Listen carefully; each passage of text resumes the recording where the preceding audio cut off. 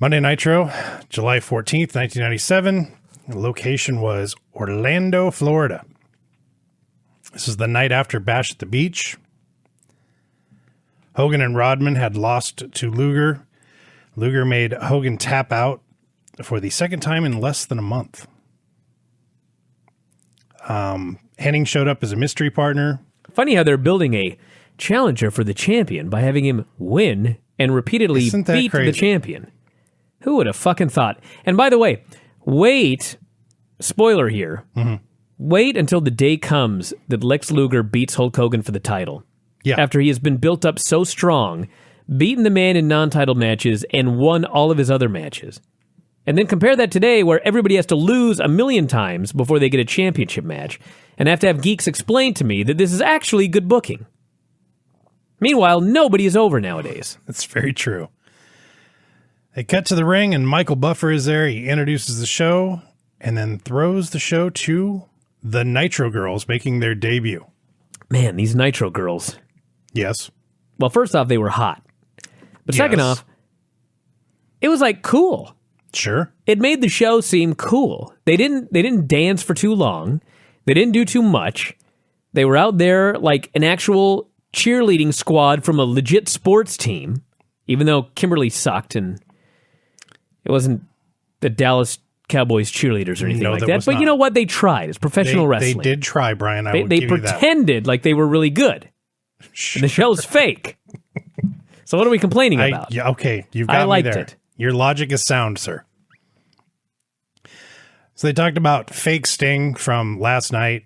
Jesus Christ. And Sting was legitimately like 7 foot tall. Yeah, they have a still photo of Sting, and they're arguing whether it's Sting.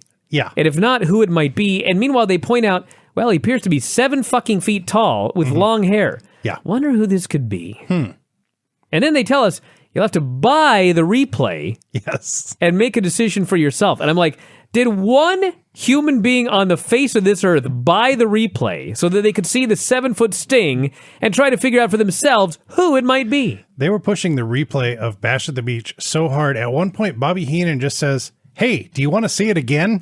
You know what, though? Those replays did business. I'm sure they did. That was before DVRs and people that didn't know how to work a VCR, I guess. So our first match was Alex Wright versus Prince Iaukea.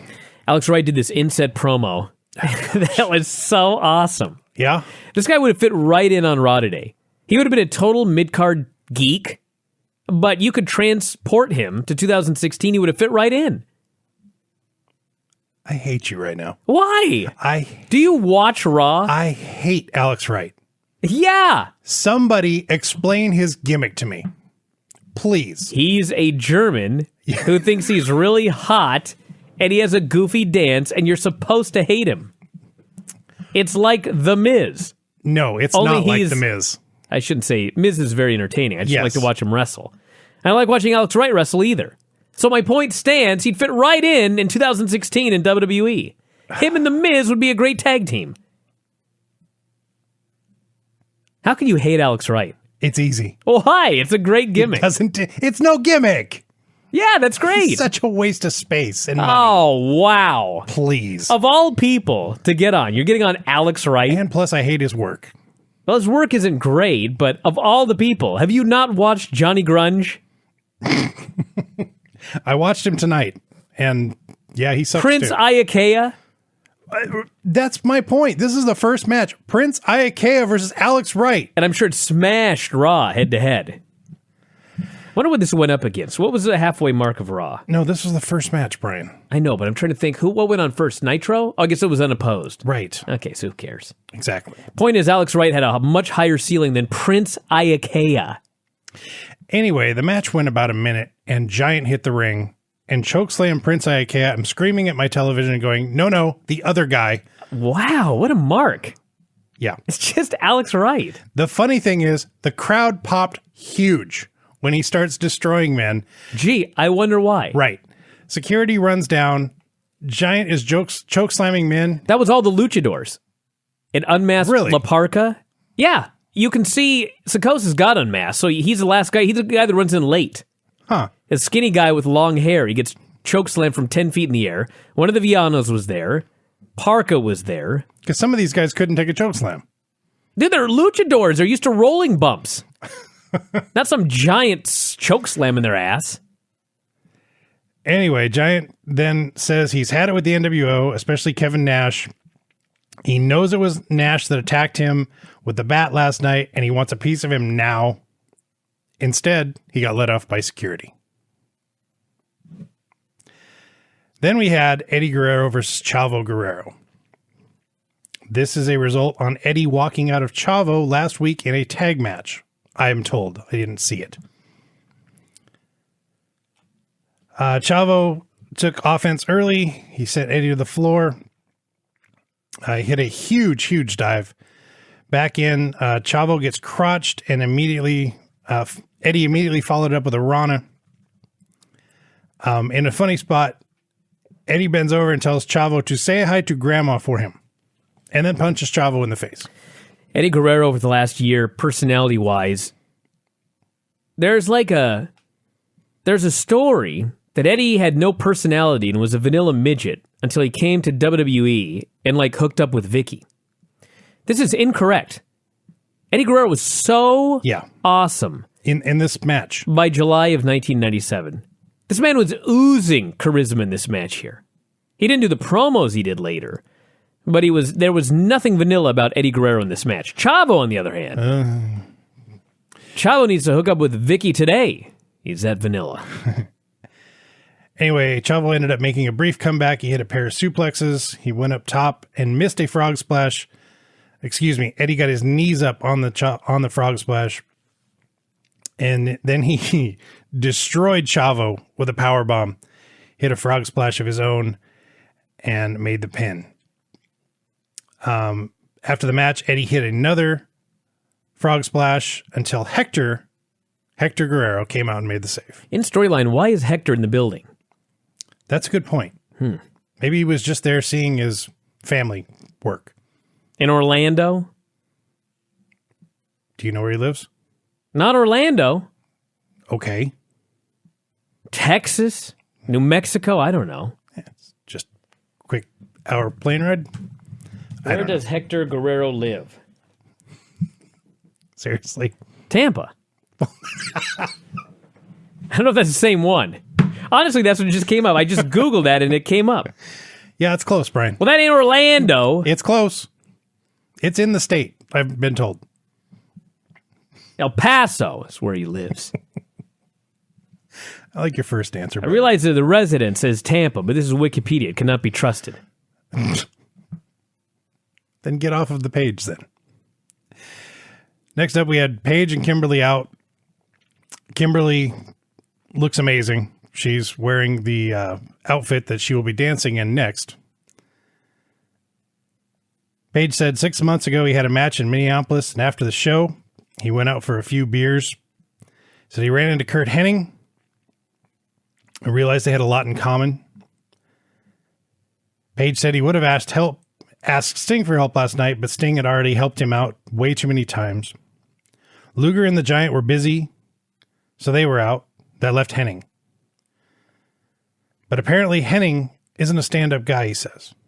Paige says he was full of surprises, and if you don't believe him, to ask Savage about La Parka.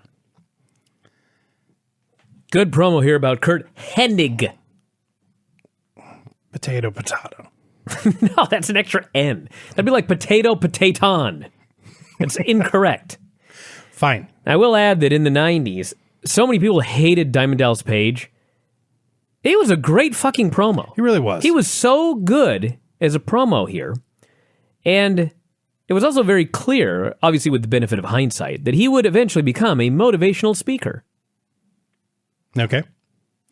We had the Nitro girls dancing again in smaller outfits. We had the Harlem Heat out. They had promised to beat up the Outsiders. Really nothing more to say about this. Okay. You said there was nothing more to say. What do you want me to say? I don't know. Maybe you had something to I add. had nothing more to say. Apparently. You were correct. We had Vicious and Delicious versus the Steiner brothers. This I could talk about for years. Well, please, go ahead, sir. They did a spot where Bagwell slapped Scott Steiner across the face. Yeah. If I were doing a match with Scott Steiner, and he not only told me that he wanted me to slap him across the face, but offered me money, I still wouldn't do it. Bagwell slapped this guy across the face, and Scott beat the holy living shit out of this guy. They're doing the match, and a limo arrives, and Conan gets out of the NWO limousine. Right. Along with Scott Hall and Daisy Dukes. Yeah. I was in Vegas this weekend. I saw so many chicks wearing the shorts that Scott Hall was wearing in this vignette. Yeah. Steiner runs wild. Overhead belly to belly on both guys. Yes, Scott Norton included. Mm-hmm. And then Chono and Muta hit the ring for the DQ. Mm-hmm. Double team the Steiners. So now, for those of you keeping track, try to close your eyes and imagine this happening on Raw in 2016. We have 2 baby faces in the ring, and we have 5 heels. 5 or 4? I think we had 5. Yeah. 5. It was Chono, Muta, and then... Vicious and Delicious. Oh, Vicious, Delicious, and Vincent. Right. There were 5. So 5 guys in there. So the Steiners clear the ring of both teams. Mm-hmm. Rick gives Norton a German he didn't want to take. Scott tries to lariat Bagwell over the top rope, but Bagwell doesn't make it over, which looked significantly more painful than if he had made it over. Exactly. Looked like a legit guillotine, like the 12th century guillotine. Right. Babyfaces, because they're on their way to a championship match, the 2 babyfaces single-handedly beat the hell out of 5 heels and get a monstrous reaction. Brian, you trying to tell me that wins and losses matter? No, not even wins and losses. But just They didn't even win. The point is... They put them over. Yeah! These 2 men are on their way to a tag team championship match, and so 2 men single-handedly beat up 5 and sent them packing, and the place goes crazy. A reaction that you would never see today, because in fact you never see 2 men successfully beating up 5 unless it's 2 heels beating up 5 babyfaces, which for some reason happens all the time, and as I noted, less guys are over today than ever before. I couldn't even believe the reaction that the Steiners got, and it was so obvious why. Apparently only to me. The only other thing to note that you didn't include was, at the beginning of the match, Buff Bagwell posing and flexing and gesturing to Scott like, huh, what do you got? Bagwell's great. He really is. God, and then Raven is out there to do an interview here on Nitro. Mm-hmm. And I never realized it before, but Bray Wyatt is playing Raven. In his promo style, yes. Raven is out there, and he's just rambling. He's rambling on and playing Jim Morrison, doing wacky poetry. Mm-hmm. Exactly like Bray Wyatt. I have no idea what he's talking about. And exactly like today with Bray Wyatt, I don't give a shit because I have no idea what he's talking about. I'm not intrigued by it. And finally, Gene just stops him and goes, "What are you doing? Trying to Mike Tenay me?" Because Mike Tenay always uses big words. And I fucking died. And I thought, that's one of the reasons you don't have a Gene Okerlund today. Because if Gene did that to Bray Wyatt, he'd be fired. But here it was fucking hilarious. And then Raven bullied Stevie. Yeah, Stevie mentioned that he had been signed by WCW. This upset Raven, so Raven headbutted him. Next up, we had Chris Benoit versus Mike Enus. Was this the first time Benoit used the crippler crossface? Oh, wow, I didn't even think about that. I can't remember him doing it before today. Huh. Maybe he did it on another show, but this was the first time on Nitro. They had said last night that Benoit finally got rid of Kevin Sullivan. And he said, so tonight I can go back to beating people up. Delivered. Yeah, he did. He beat up Mike Enus, stomped him in the corner, hit him with some amazing chops. Mike comes back. He hit knees to the corner. They talk about the return of the Clash of the Champions in Atlanta. I think that might have been what an irony, because the Clash of Champions is returning in 2016 as well. It is. Please explain. They're I think the September pay-per-view, instead of Night of Champions, is now Clash of the Champions. Even though it's not a combined brand pay-per-view, so it will not, in fact, be a Clash of the Champions. All you need to know about this match is Benoit beat the holy hell out of Enus, then Enus beat the holy hell out of Benoit, then Benoit beat the holy hell out of Enus and submitted him. A perfect match. Benoit allowed Enus to hit him with a tombstone piledriver at one point. Yeah, he doesn't care. Anyway, yeah, this is a great match. Benoit is the man, or was the man. That's all I'm... Would you like me to edit that off the show? Please do. You get more dancing from the Nitro girls. We then have Parka versus Super Calo. As Parka is coming down the ramp, Kimberly flashes him the diamond cutter sign. Savage runs in with less than a minute into the match and beats up Parka for the DQ.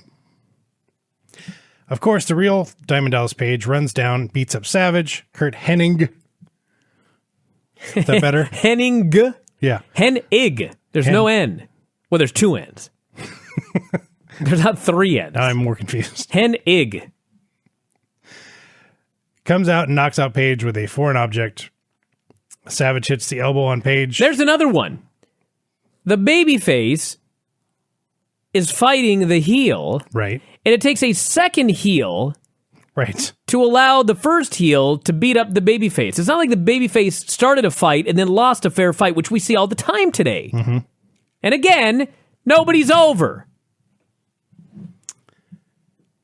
Anyway, Hennig, how'd I do? Is out. That was much better, actually. Okay. Hennig cuts a promo saying that 5 years ago, Page used to ask him for autographs. Page wouldn't last 30 seconds with him. He said he, just like he can't with his wife. Flair comes out, tries to recruit Kurt for possibly the Four Horsemen. Lee Marshall did the road report. That's all I'm going to say about that. NWO is out.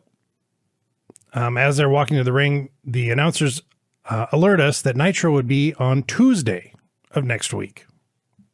No idea why. They brought out Nash in a wheelchair. Somehow, Nash was very beat up, managed to make it into the locker room, change into his gear, and then get into a wheelchair. Well, you know, he has a lot of help. Okay. Conan was out with him as well.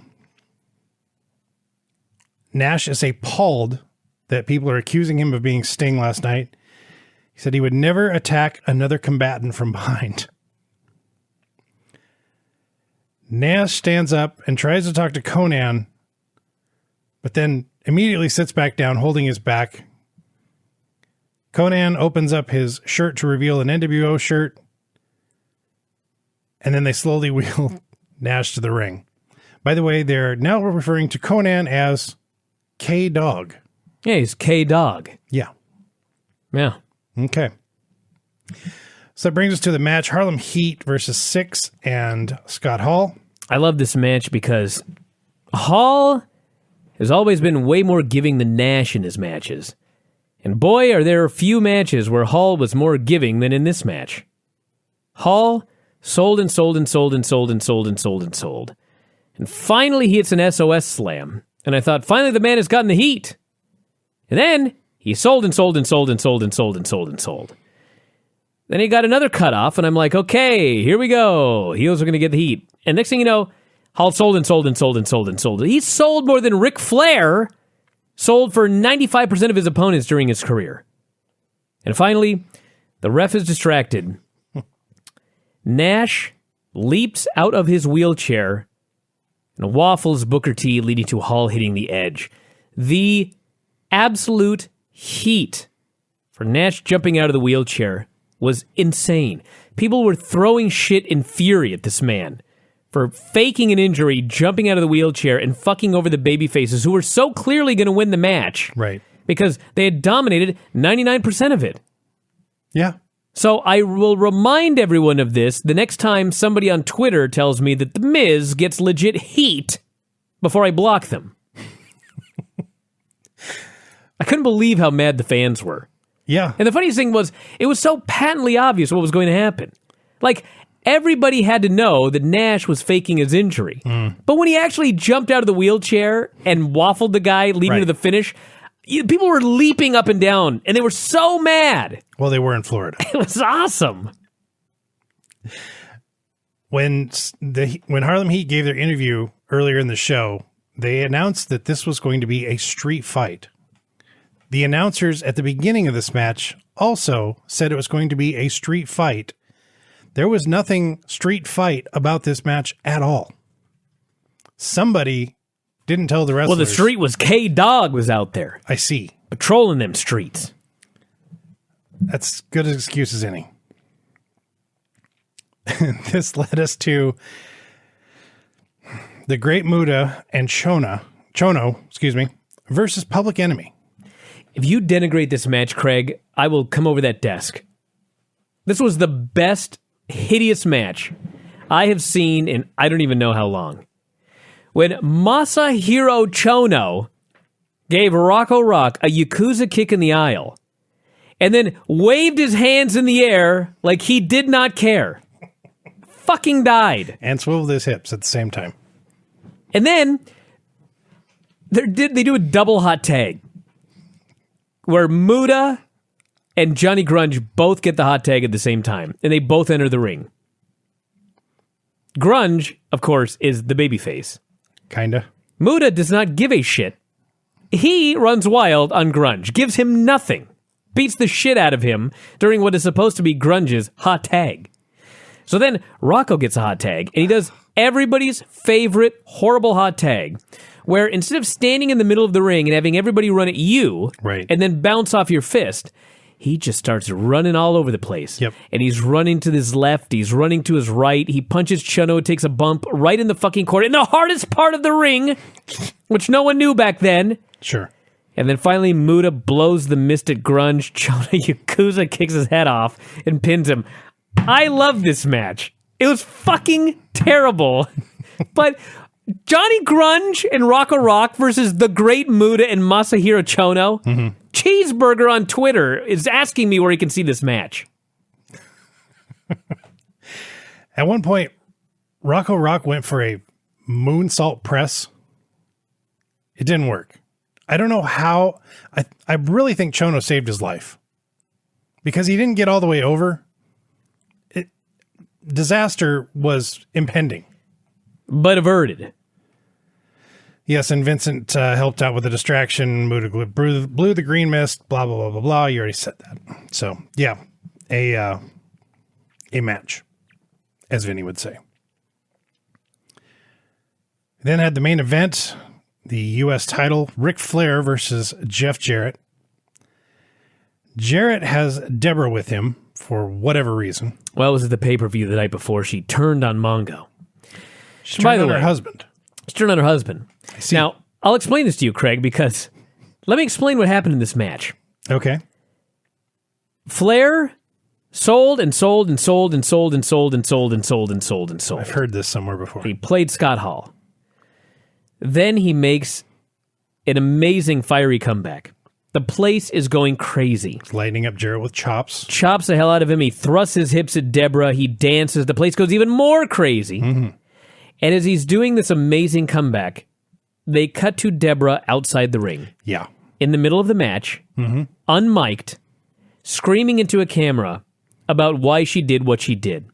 Now, because Ric Flair is doing a comeback, and there's no microphone on her, and the fans are screaming and going crazy about Ric Flair, I can't hear a goddamn word she said, except she was sick of being second fiddle to Mongo. Then it gets better. And it would have to, because that was the worst thing I've seen in a long time. This attempt to have her explain what she did in the middle of a match. In the middle of a comeback. Yeah. It wasn't even like Flair was in a chin lock. Yeah, that would have been better. So Flair puts Jarrett in the figure four leg lock. Correct. In this WCW United States Championship match. The belt is on the line. The ref held the belt up before the match started. This is Flair's chance to win the U.S. title he had not held since 1975 or something like that. He puts Jarrett in the figure four, and Mongo comes down to the ring. And let me tell you what Mongo did, everybody. Flair has Jarrett in the figure four, about to submit him and about to win the United States title. Mongo strides up the steps. He steps through the ropes. He walks over to where both men are. And then, in the politest manner possible, he explains to the ref, "Excuse me, hold on." Yes. And he proceeds to stomp a mud hole in Jeff Jarrett. Right. At which point, the referee, of course, calls for the bell. Flair does not give two shits that he did not win the title. He's not held since 1975. Right. He stomps a mud hole in Jeff Jarrett. Benoit comes down. All of them stomp a mud hole in Jeff Jarrett because, you see, while I would disagree with this 99% of the time, when it comes to the Horsemen, it is perfectly rational that it is more important to them to teach Jeff Jarrett a lesson than for Ric Flair to win the United States title. And that's what they did. They taught him a fucking lesson. I loved it. Makes total sense now that you explain it that way. But couldn't he have waited at least 30 more seconds? No. Dude. I know, I'm just... If Vinny... If we had all gone to Vegas... Sure. And Vinny had stolen Michelle away from you. It would never happen, but go ahead. And then Vinny is sitting here about to do the show, and you walked into the room to do the radio show. Are you going to wait till the show is over before you stomp a mud hole in Vinny? No, I would attack him in the parking lot. You're going to go right for the guy. Right. Now you understand. Exactly, but why didn't he attack him in the parking lot? He showed up late. He's Mongo. That may really be what happened. He got lost on the way there. I don't know about that. He was across the street. Sure. At the hotel. Drowning his sorrows. Sure. So we had Luger out for the main event segment. He talks about how in one night he got to rack Hogan, Rodman, and Savage all in less than 2 minutes. Luger challenges Hogan for the title at Road Wild. He said if anybody from the NWO wants to fight, he says bring it on. So about 8 NWO guys start walking down to ringside, including a very fake-looking Sting. All the NWO surround the ring. The fake-looking Sting slides in the ring. He pulls off his mask, and there's face paint underneath. He pulls off the wig, and there's long hair underneath. It's the real Sting. Yeah. Do you remember when Sting was in WCW and they did the same angle where a fake Sting came through the crowd, but then he took off his Sting mask and it was actually Sting? Right. Ever thought it was so stupid it had to be a dumb Russo idea? No, it had been done in 1997. So nobody actually ever hit the ring. NWO, all 8 of them were scared of the 2 men in the ring. And the show ended with the babyfaces standing tall in the ring, waiting for a fight. Yes. And that was Nitro. I like this show. Trying to find out when the last time Ric Flair held the United States Championship. 1979. Damn it. 1980. Well, you said 75, so you were wrong on both. Yeah, I was wrong by 5 years. I was close. Sure. Flair holds a record for having the most reigns at 6, so he must have held it even later than that. The hell did I do? Hold on. Fucking thing. A taped podcast, everyone. Yeah, let's see. So Flair won it in 77 the first time, so I was off by 2 years. And then he won it again in 78, 79, 80, 80, and finally in 1996 at Bash at the Beach in Daytona, Florida. I'd forgotten that one.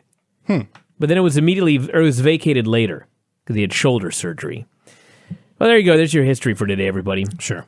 All right, that's it. We're going to wrap it up. Vinny will be back on Thursday, and all of the shows on as scheduled. So check those out, everybody, and we'll talk to you again after a while. Bye.